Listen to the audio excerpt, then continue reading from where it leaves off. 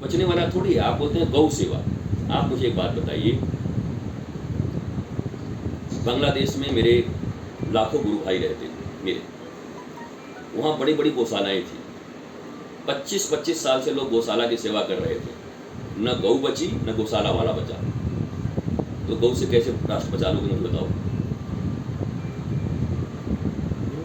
हम पूछ रहे हैं, क्या कभी कांधार में नहीं था, पाकिस्तान में नहीं था गौशाला, सिंध में नहीं था, पेशावर में नहीं था, लाहौर में नहीं था?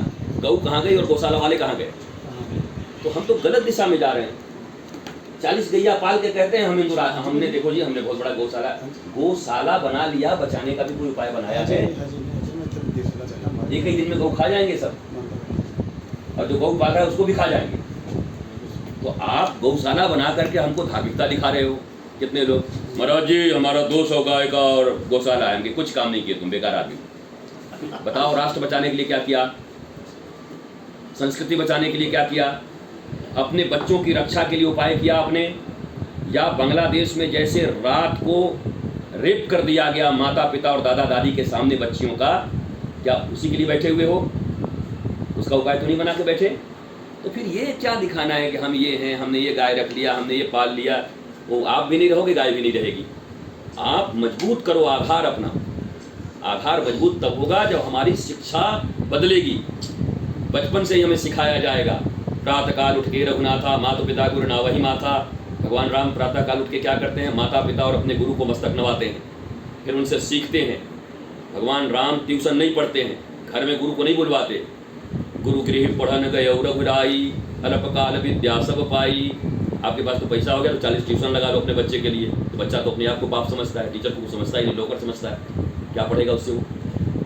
भगवान राम इतने बड़े सम्राट होने के बाद भी गुरु के गृह में पढ़ने जाते, पर हमारे पास गुरुकुल है नहीं। हम कॉन्वेंट संस्कृति में जी रहे हैं। वो सारी कॉन्वेंट संस्कृति हमें बर्बाद कर रही है। देखते देखते पंजाब का पूरा आप देख ही रहे, बदल रहे हैं लोग। तो हमें तो अब ये बचा हुआ राष्ट्र बचाना ही कठिन लग रहा है। अगर नहीं जगे तो कठिन हो जाएगा। इसलिए मैं कहता हूँ, मैं किसी भी दल में आप रहिए, लेकिन अगर नरेंद्र मोदी और योगी आदित्यनाथ इस राष्ट्र के लिए काम कर रहे हैं तो खुल करके भीतर से समर्थन दे दो, क्योंकि यही भारत को अभी बचा रहे हैं। और नहीं, भारत ही नहीं रहेगा फिर दल कहाँ रखोगे?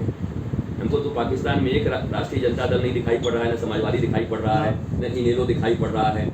जाओ पाकिस्तान में बनवा लो ना, यही है। तो यहाँ भी नहीं रहेगा, यहाँ भी खत्म हो जाओगे। राष्ट्र रहेगा तब 20 दल आपके रहेंगे। पहले तो राष्ट्र पर खतरा है ना, पहले एक होकर के राष्ट्र बचा ले, सनातन संस्कृति बचा ले, फिर अलग अलग हम अपना दल बना करके अच्छे शासन को यहाँ पर लाएंगे।